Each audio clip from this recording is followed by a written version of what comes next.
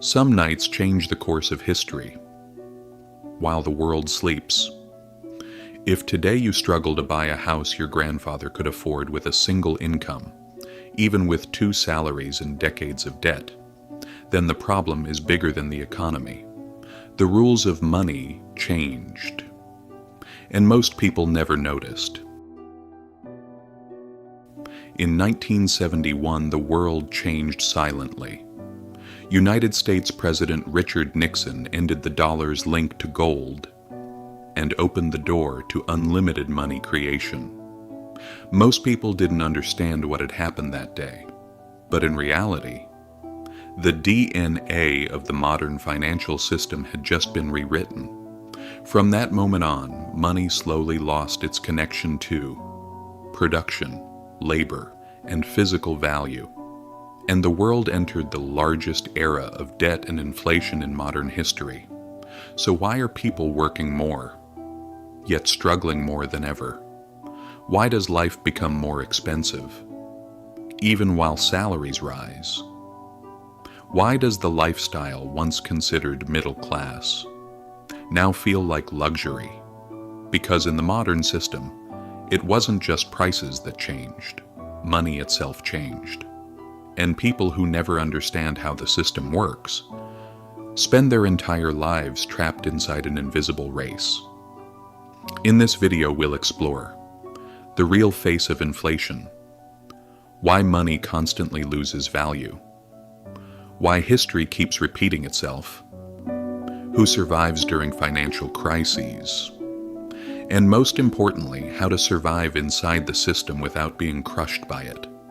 Because financial literacy is no longer a luxury, it's a survival skill. The system's greatest trick is stealing your time without you noticing.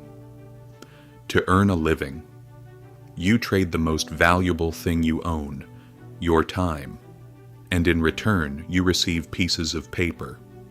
This is where the modern illusion truly begins. Most people focus on how many hours they work.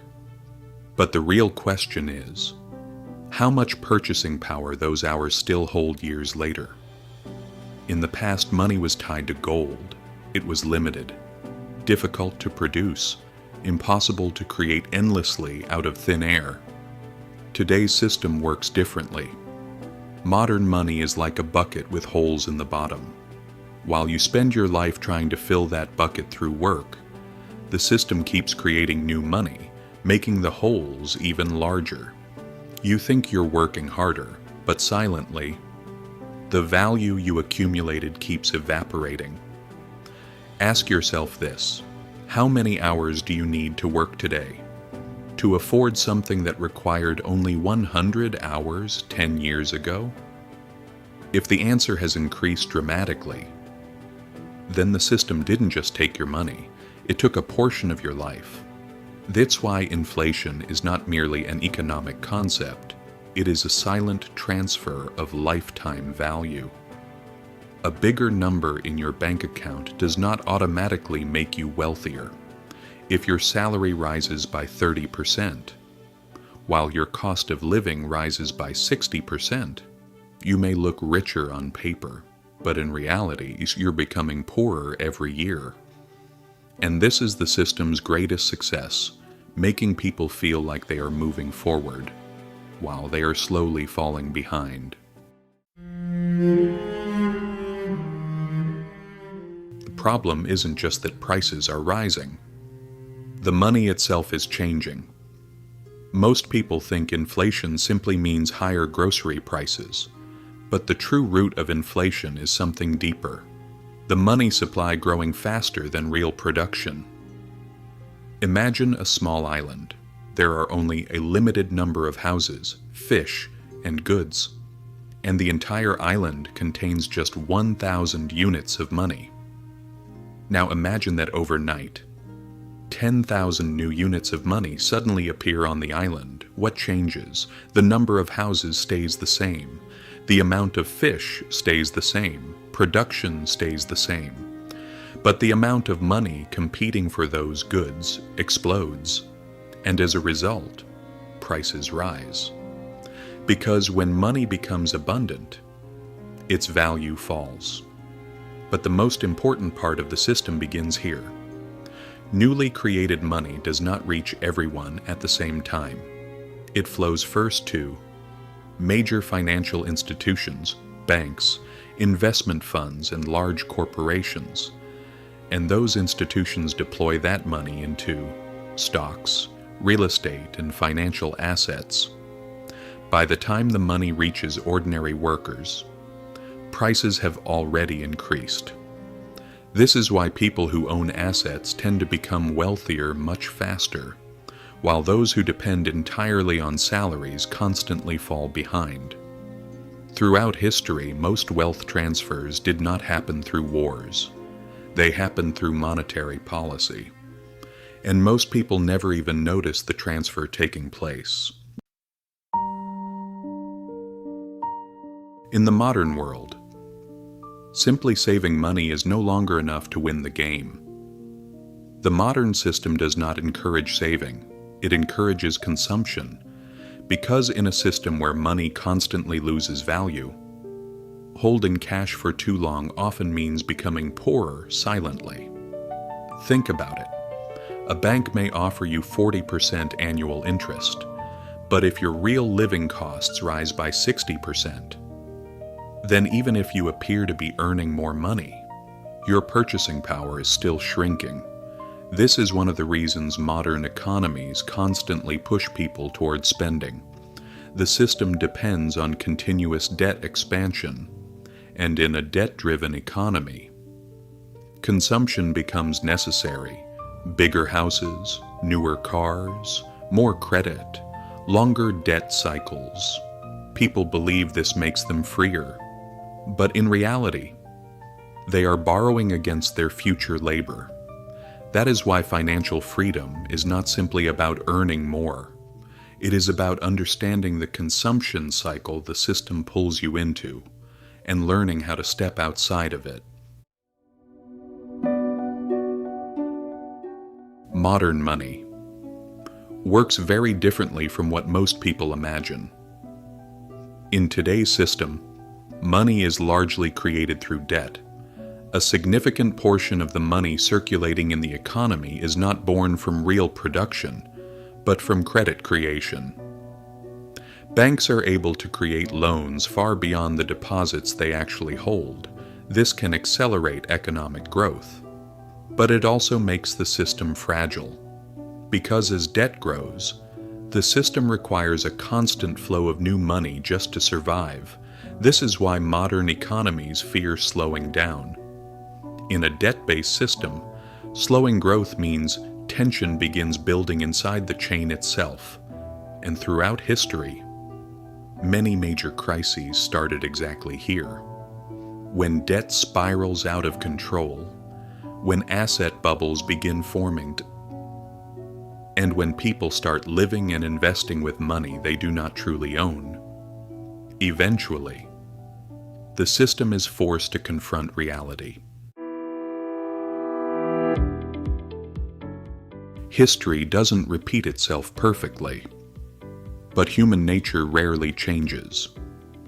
History books often describe crises as sudden disasters, but most crises are actually the result of fragility that builds slowly over many years. And the interesting part is this: because human nature never truly changes, financial cycles don't change either. Greed, fear, speculation, excessive optimism.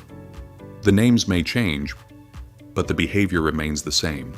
That is why understanding 1929, the 1970s, and 2008 is not simply about studying the past. It is about learning how to recognize the future. People were no longer investing. They were simply betting prices would rise forever. The Great Depression was not just a stock market crash. It was the result of an entire society disconnecting from reality. People were buying stocks with money they did not have. Leverage exploded. Speculation spread everywhere. and almost everyone believed the market would rise forever. There is a famous story from the late 1920s. Even shoe shiners were giving stock tips. History repeats this pattern constantly. When people begin buying an asset simply because it can only go higher, a bubble is usually forming. In 1929, those who depended entirely on rising prices suffered the most, but businesses with real productive power, farmland, and structures that created genuine value eventually recovered, because prices can collapse, but real productive capacity can survive. Most people never noticed. But that moment opened the door to the modern financial era. 1971 was one of the greatest turning points in financial history. When Richard Nixon removed the dollar from gold, the world entered a completely new system. For the first time, money no longer needed a physical limitation, and that gave central banks unprecedented power to create currency. The decades that followed brought high inflation, economic stagnation, energy crises, and a steady erosion of purchasing power. During the 1970s, people who held only cash saw much of their wealth disappear. Meanwhile, gold, oil, and real estate surged in value, because when confidence in the system weakens, people naturally move toward scarce and tangible assets. This is not just economics, it is repeated human behavior. The world's most powerful financial system was far weaker than people believed. The 2008 financial crisis revealed how fragile modern banking had become. Banks packaged extremely risky loans and sold them across the world as safe investments. The system expanded, debt expanded, risk became invisible, until the chain finally broke. And 2008 revealed something critical. When the financial system fails, governments usually respond by creating enormous amounts of new money to keep the system alive. In the short term, this can prevent total collapse. But in the long term, the cost often returns to society through inflation and declining purchasing power. That is why during crises, it is not enough to watch prices alone. You must also watch how the system itself responds. Crises do not destroy wealth. They usually transfer it. Throughout history, major crises have shared one common pattern. Things that create real value rarely disappear completely. In 1929, it was food production. In the 1970s, energy. After 2008, technology. The world changed, but productive systems continued to survive. Because during a crisis, people may reduce luxury spending, but essential needs never disappear. And that is why people who focus only on price movements often panic, while those who focus on long-term productive value think differently. Real wealth is not simply about accumulating money. It is about owning systems capable of creating value.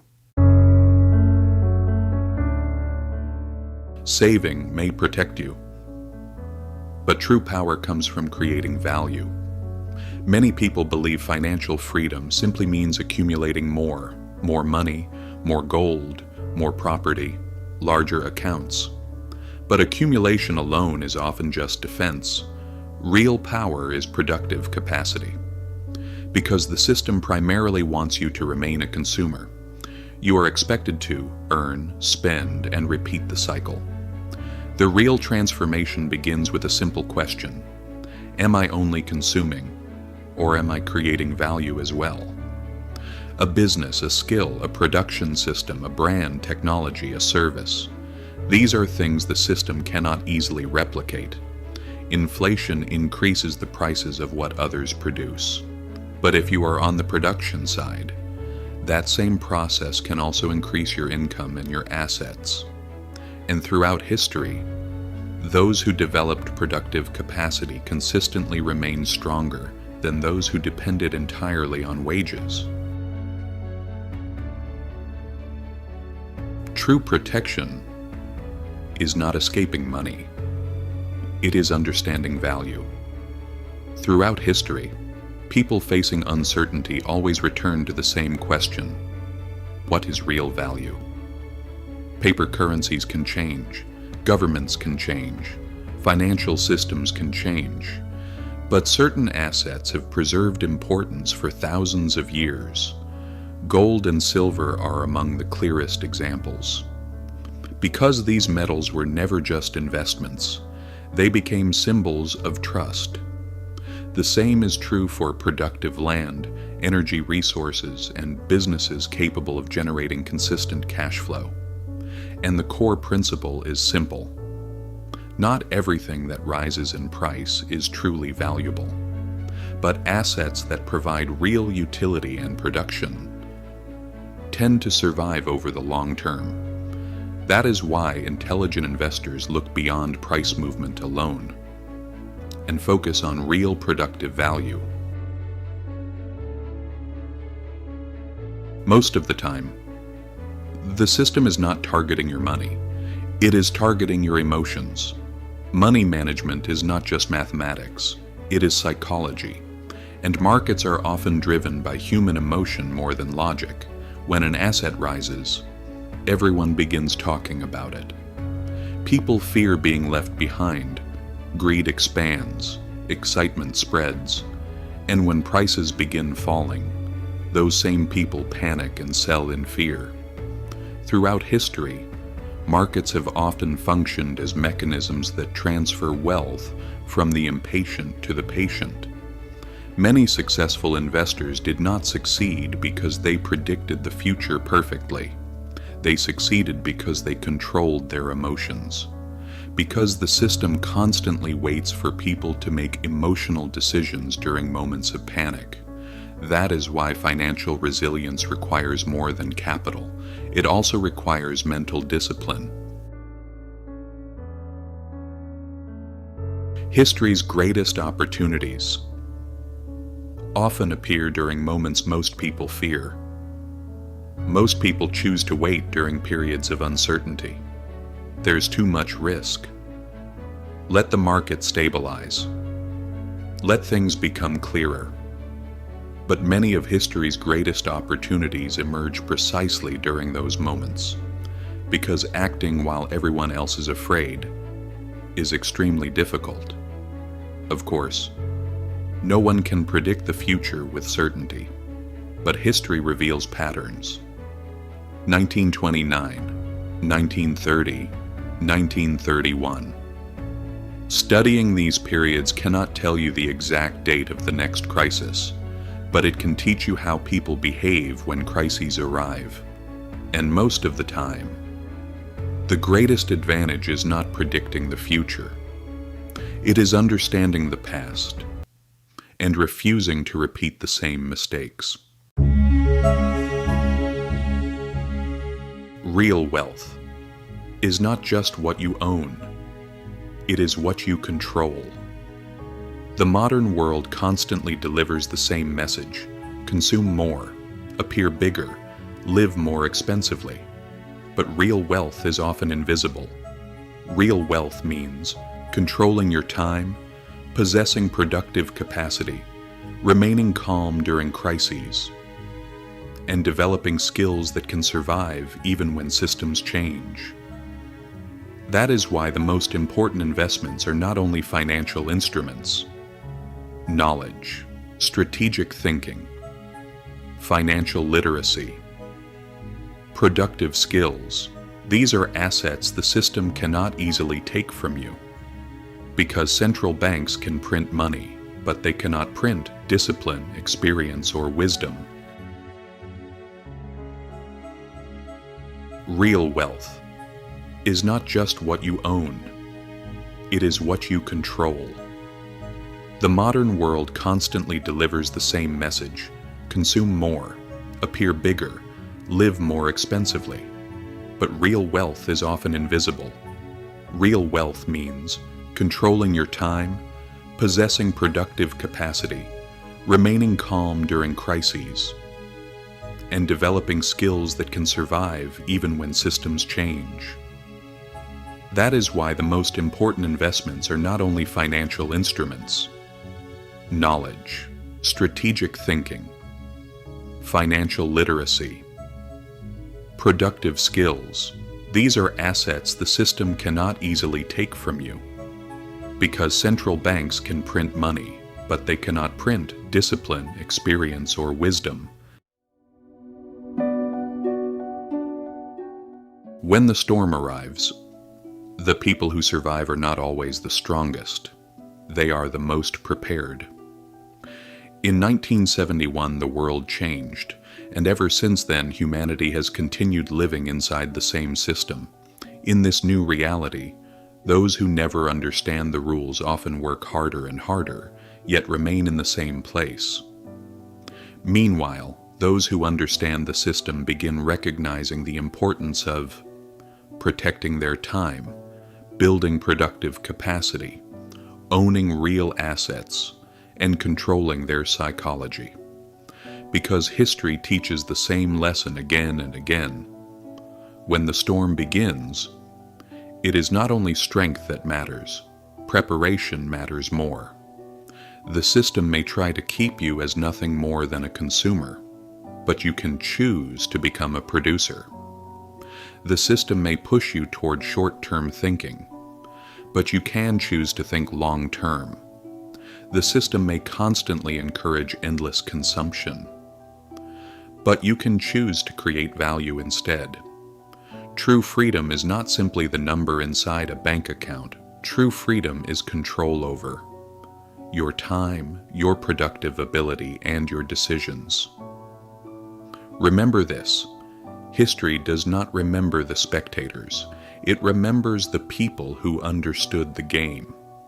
And in the modern world, one of the greatest advantages you can have is understanding how money truly works.